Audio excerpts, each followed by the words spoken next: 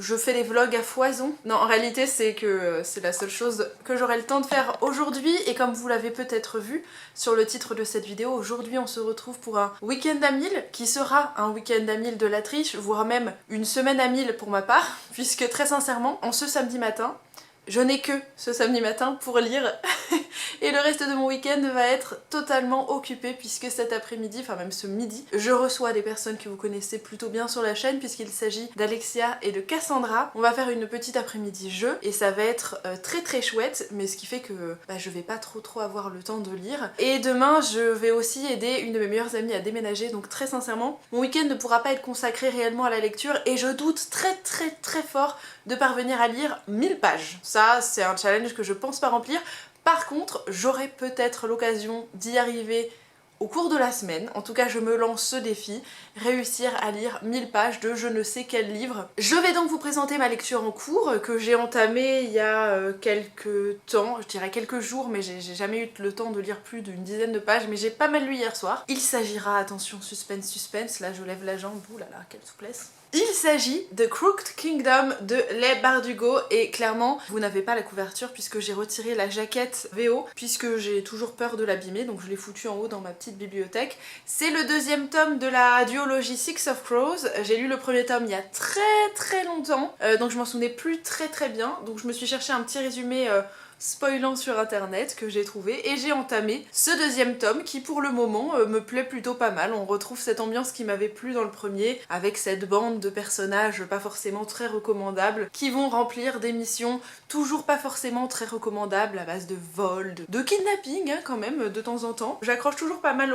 à l'ambiance, aux personnages et l'humour en fait qu'on trouve dans les dialogues qui me plaît plutôt pas mal. Je vais essayer de lire ça ce matin un maximum et puis peut-être que je vous embarquerai un petit peu dans mon après-midi en vous filmant quelques plans de jeux puisque nous avons tous très envie de jouer. Et voilà les jeux qui vont nous occuper cet après-midi. On va essayer de choisir là-dedans. Il y a du choix. Et là j'essaye définitivement de repousser mes vêtements puisque j'ai rangé ça dans ma penderie. Je n'ai plus de place pour mes jeux, c'est terrible. Voilà, gros problème dans la vie, c'est très gros.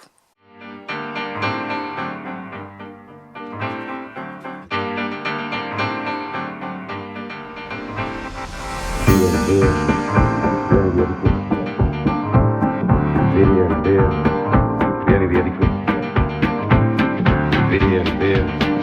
Vieni via di qui. Vieni via di qui. Vieni via di qui.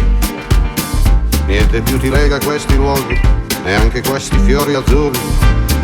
Via, neanche questo tempo grigio, pieno di musica e di uomini che ti sono piaciuti. It's wonderful, it's wonderful, it's wonderful. Good luck, my baby. It's wonderful, it's wonderful, it's wonderful. I dream of you.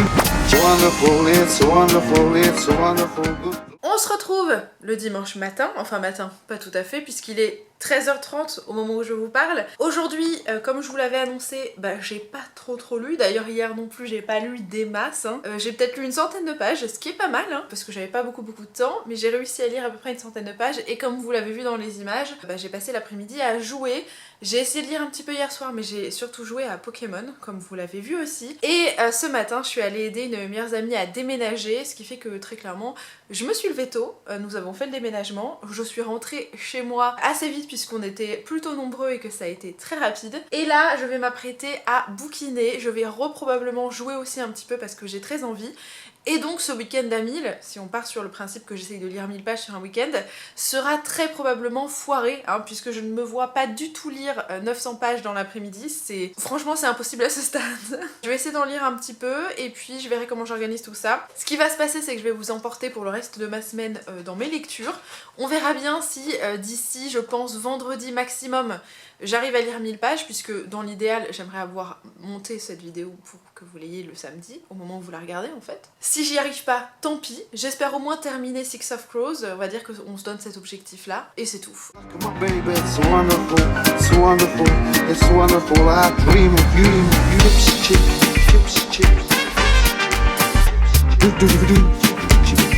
Vieni via con me. Vieni via con me. Entra in questo amore buio, non perderti per niente al mondo. Via, non perderti per niente al mondo lo spettacolo d'arte varie di uno innamorato di te. It's wonderful, that's wonderful. On se retrouve quelques heures plus tard puisque nous sommes en fin de journée, il est 21h, je suis en train de me préparer à manger et je vais vous faire un petit compte rendu de ce que j'ai fait. J'ai bien avancé dans ma lecture puisque j'en suis à un petit peu plus de la moitié désormais, donc c'est pas mal. J'aurais lu peut-être 200 pages, je suis à combien de pages? 261, j'avais dû en lire une cinquantaine, donc oui j'ai dû lire 200 pages, c'est pas mal. Franchement je suis assez satisfaite parce que je pensais pas forcément avancer aussi bien. J'en suis à un peu plus de la moitié. Je finirai certainement pas ce livre ce soir, hein. Je sais même pas si je vais lire là pour le reste de la journée, donc on va dire que si on part du principe que c'est un week-end à 1000, on est sur un foirage globalement gigantesque puisque je n'aurais lu que 200 pages en un week-end, c'est pas foufou. Peut-être même 250 si on compte le fait que j'avais lu quand même des pages le vendredi. C'est pas bien grave puisque vous le savez, je vais vous embarquer pour la semaine. Et je vous l'ai dit, je me donne l'objectif de terminer ce livre-là cette semaine, peut-être même d'en entamer un autre, soyons fous. Mais j'apprécie plutôt pas mal Six of Crows pour le moment, enfin non pas Six of Crows, Crooked Kingdom qui est pas mal. Je m'attendais par contre à une histoire un peu plus épique par rapport au premier Six of Crows qui a justement une histoire assez épique mais avec des bases de secrets, de complots, de tout ce que vous voulez. On retrouve ces affaires de secrets, de complots ici, mais dans une aventure, on va dire, qui est un petit peu plus pas molle, parce que c'est pas mou, mais localisé dirons-nous. On se déplace moins et je m'attendais vraiment à voyager en fait dans l'univers. Alors peut-être que ça arrivera plus tard, mais pour le moment on reste à certains endroits. Ça me dérange pas parce que j'aime bien cet univers assez sombre et rempli de faux semblants et puis de voyous et puis voilà cette ville un petit peu bordélique. J'aime beaucoup le côté immersif de ce monde, donc ça me dérange pas du tout. Mais voilà, je m'attendais à autre chose et du coup ça m'a surprise que on n'aille pas plus loin pour le moment. On verra bien si ça se passe ensuite, c'est possible. Je vous tiens informé, je vous en dis pas plus. Nous sommes lundi matin, je vais pas tarder à partir au boulot. J'avoue, j'ai pas assez dormi. En plus, j'ai des courbatures de partout, puisque hier il y avait le déménagement. Et que bah vu que les salles de sport sont fermées, autant vous dire que du sport j'en fais pas non plus énormément, donc je suis vite courbaturée. Hier j'ai quand même continué à lire un petit peu, je vous avais dit que j'allais jouer à Pokémon et puis peut-être regarder une connerie le soir. J'ai continué à bouquiner, j'apprécie vraiment bien ma lecture. Très sincèrement c'est vraiment assez immersif comme univers et ça me plaît pas mal et je suis désolée parce que la caméra tremblote. Ce que j'ai l'impression qu'il se passe dans ce tome, c'est qu'on découvre un peu plus le passé des personnages. Je me souviens pas qu'il y ait eu autant de détails en fait dans le premier tome de la duologie. Je me souviens qu'on avançait quand même pas mal dans l'histoire, qu'on découvrait les personnages sur ce qu'ils étaient dans le présent. Mais ici j'ai l'impression que chaque fois qu'on a le point de vue d'un personnage, puisque l'histoire c'est toujours un chapitre, un point de vue, j'ai l'impression qu'à chaque chapitre on va en apprendre un petit peu plus sur le passé de personnages un petit peu emblématiques de cette série-là. Du coup j'apprécie plutôt pas mal d'avoir ces détails supplémentaires. Je pense que ça donne un peu plus de corps aux personnages. Après est-ce que ça apporte énormément de choses à l'histoire? J'en suis pas toujours convaincue. Si ce n'est que bah voilà, ça donne du relief, ça permet de les rendre parfois peut-être un peu plus crédibles, avec un peu plus de sensibilité que ces personnages qui peuvent sembler un petit peu caricaturaux quand même pour des voyous, vous voyez, qui ont pas mal de charisme. Voilà, on leur ajoute un petit peu quelques failles supplémentaires, dirons-nous. L'histoire pour moi reste divertissante, même si vraiment je m'attendais à quelque chose d'hyper épique et pour le moment ça l'est pas trop. Donc on verra si j'en découvre plus. Je pense que je vous reprendrai en vidéo peut-être plus tôt demain matin.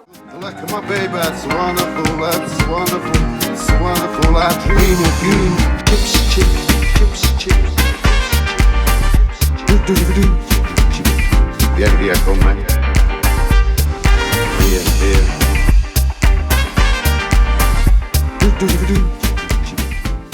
On se retrouve, on est un mercredi matin, avant que j'aille au boulot.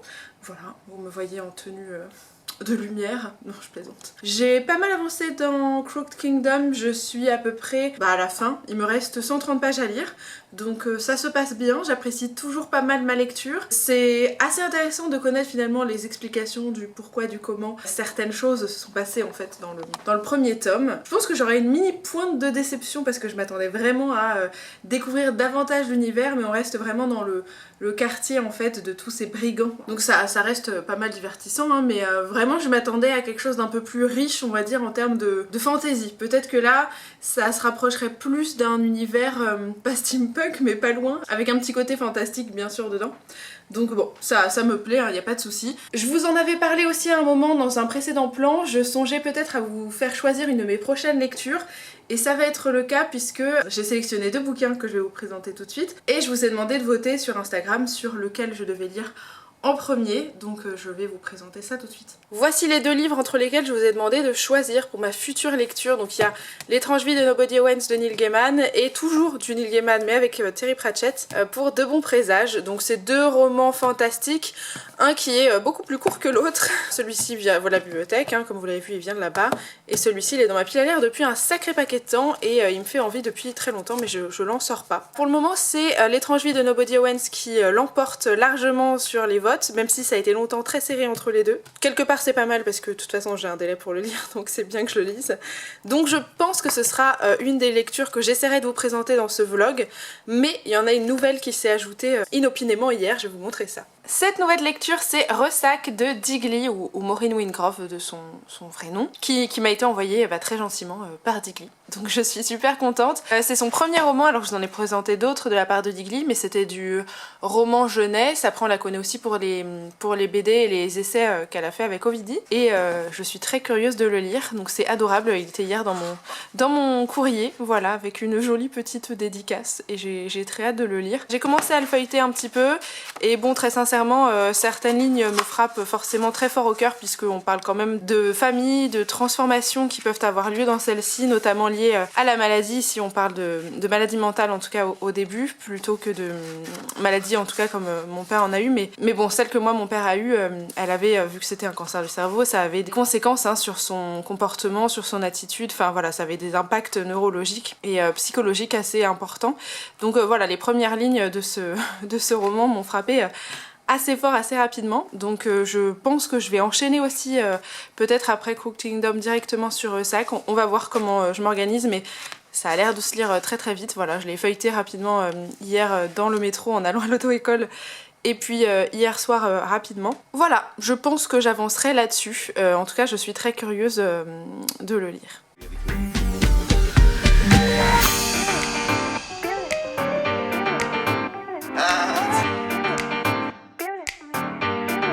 Dream of you, yeah.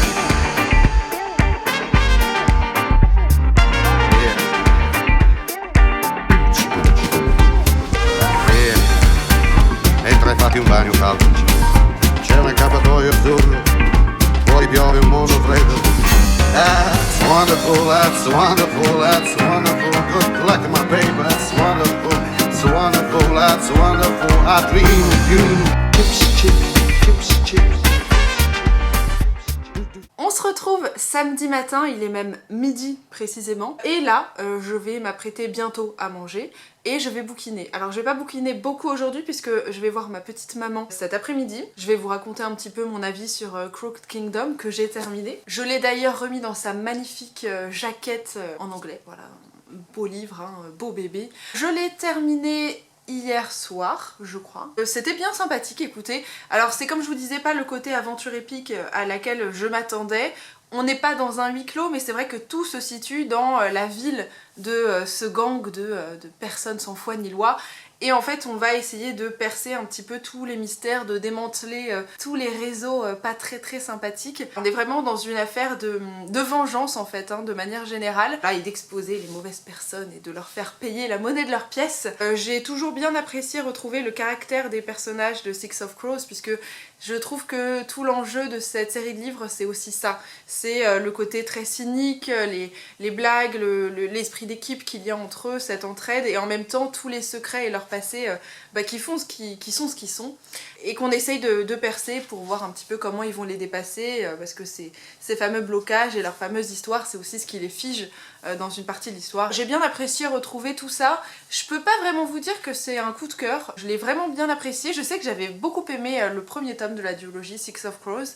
Je trouve que ce deuxième tome il est bon et qui vient répondre en fait aux questions qu'on pouvait se poser dans le premier tome, et il vient rajouter cette couche de sympathie et de... Je vais pas vous dire que c'est du fanservice, mais voilà, si on a aimé les personnages de Six of Crows dans le premier, je trouve que ça peut que renforcer tout ça et qu'on s'y attache davantage, et donc je trouve que c'est vraiment le point fort de cette histoire, parce qu'en soi, en termes de scénario, c'est pas quelque chose d'hyper nouveau, voire même des fois c'est un petit peu trop facile, je veux dire, on est sur des schémas qui se développent plutôt bien, et je vais pas vous dire qu'il n'y a pas d'accro, il y en a, je trouve que ça reste divertissant, pas toujours très crédible, mais vraiment agréable. Voilà, donc c'était une bonne lecture.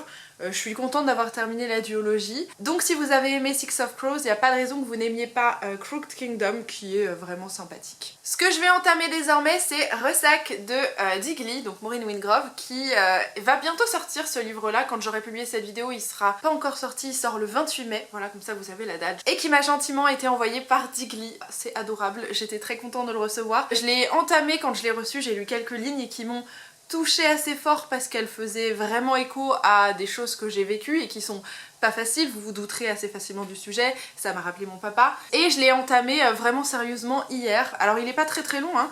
Il fait une centaine de pages, un peu moins de 200 pages, allez, 158 pages, 160 pages à peu près. Ça se lit vite, hein, j'en suis déjà à 48 pages, donc ça, je pense que ça va être terminé, si c'est pas aujourd'hui, c'est demain. C'est une lecture qui est assez introspective, hein, puisque du coup, Diggly, elle nous raconte quand elle s'est isolée, c'était juste avant le premier confinement, parce qu'il y avait des choses dans sa vie qui faisaient qu'elle avait envie de prendre du temps pour elle, de se ressourcer et de se retrouver. Ce que je comprends parfaitement, elle nous raconte un petit peu tout ce cheminement, et je pense qu'il y a toute une réflexion introspective, voilà, sur tout ce qu'elle a vécu, tout ce qu'elle avait besoin de retrouver, tout ce qu'elle a pu développer en termes de pensée. Et pour le moment ça me touche plutôt fort, puisqu'il y a pas mal de réflexions par lesquelles elle passe qui très sincèrement viennent faire écho à des choses que j'ai connues ou pu ressentir. Donc forcément pour moi c'est pour le moment assez touchant et assez efficace. Et pour compléter le côté absolument adorable de cette réception, déjà qui est très belle, hein, vous voyez ce magnifique livre, je l'avais avec une petite dédicace, c'est trop mignon. Voilà, donc je suis touchée fois 1000 parce que c'est mon petit livre. Merci beaucoup Diggly.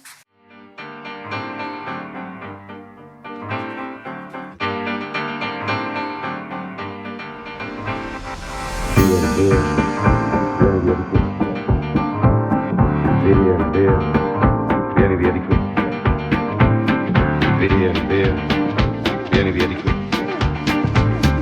Via, via, vieni via di qui. Via, via, vieni via di qui. Niente più ti lega questi luoghi, neanche questi fiori azzurri. Via, via, neanche questo tempo grigio, pieno di musica. On se retrouve dimanche matin. En fait je vous dis matin mais pas du tout, on est 13h passées.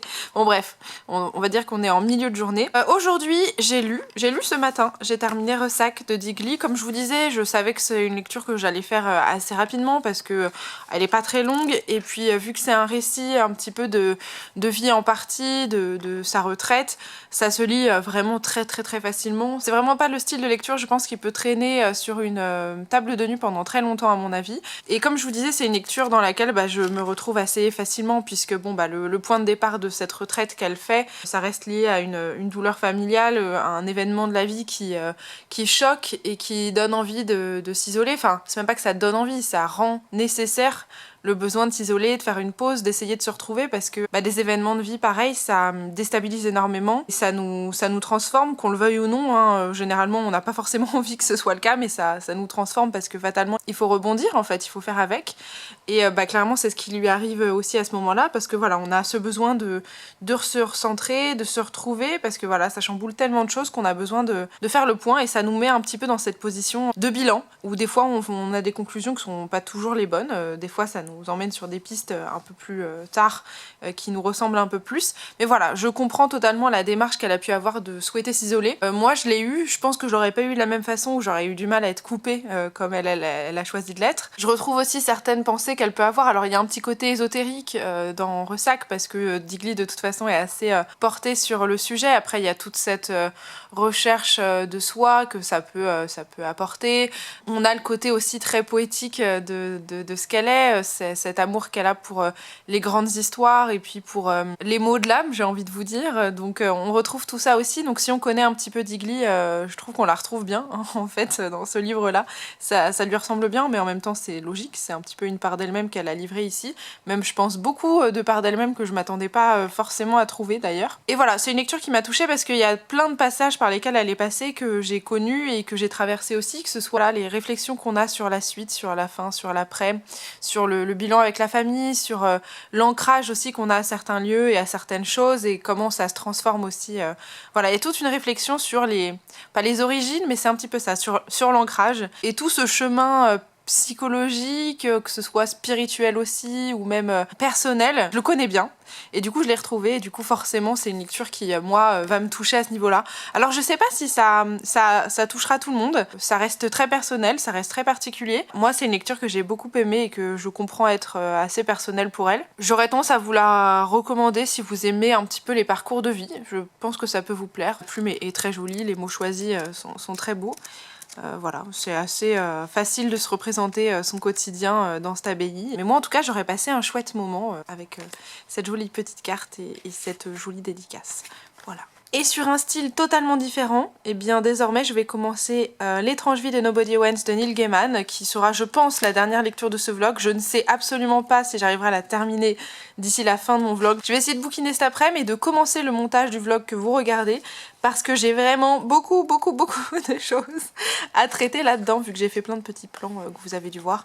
Bah faut les traiter et ça prend du temps. Et bien ce petit vlog lecture va s'achever sur ce plan, je vous l'annonce tout de suite. J'ai terminé L'étrange vie de Nobody Owens de Neil Gaiman et j'ai vraiment beaucoup apprécié ce petit livre. Du coup je l'ai lu sur plusieurs jours puisque là on est mardi, donc j'ai dû le commencer je crois le dimanche. J'ai essayé de le savourer et au tout début, alors je vais pas vous dire que j'étais pas emballée, mais j'étais curieuse sans plus. Et plus le temps a passé, plus je me suis attachée à l'histoire et au personnage principal et en fait à l'ambiance du récit. Alors je vous ai pas présenté le résumé je crois, ou si je l'ai fait je vous avais dit qu'on suivait un petit garçon dont les parents avaient été assassinés par Jack l'Éventreur. Alors non, il n'est pas assassiné par Jack l'Éventreur mais quelqu'un qui se baptise le Jack.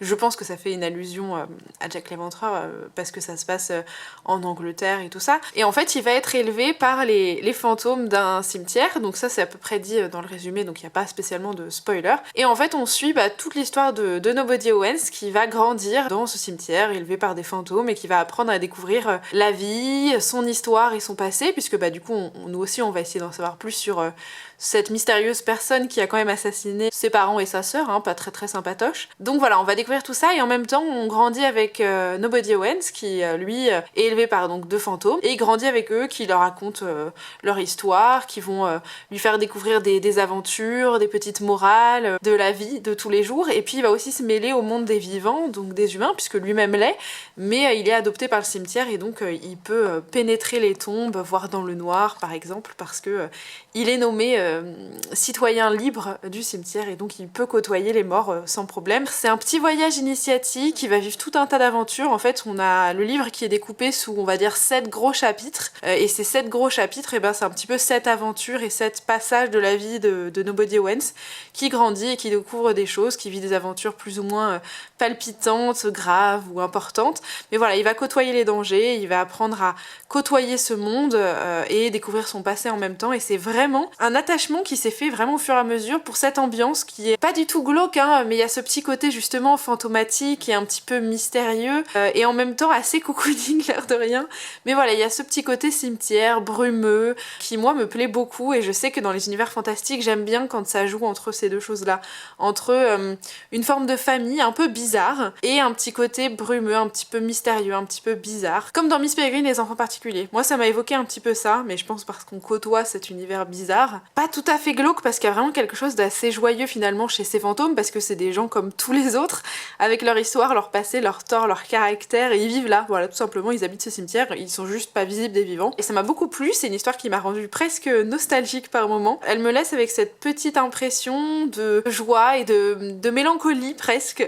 mais assez positive finalement. Je suis très contente d'avoir découvert ce petit conte, c'est un peu comme une fable, hein, un petit voyage initiatique qui je pense est parfaitement accessible à un public plus jeune, qu'il sera aussi bien sûr par un public adulte. Donc c'est sur une petite note plutôt positive que je vous laisse. Je vous retrouverai dans une prochaine vidéo, je ne sais pas encore laquelle. J'espère que vous avez apprécié ce petit vlog lecture. N'hésitez pas à me dire si je vous ai donné envie de découvrir certains des bouquins que j'ai présentés. Moi je vous retrouve très bientôt j'espère. À plus! It's wonderful, it's wonderful, it's wonderful. Good luck, my baby. It's wonderful, it's wonderful, it's wonderful. I dream of you.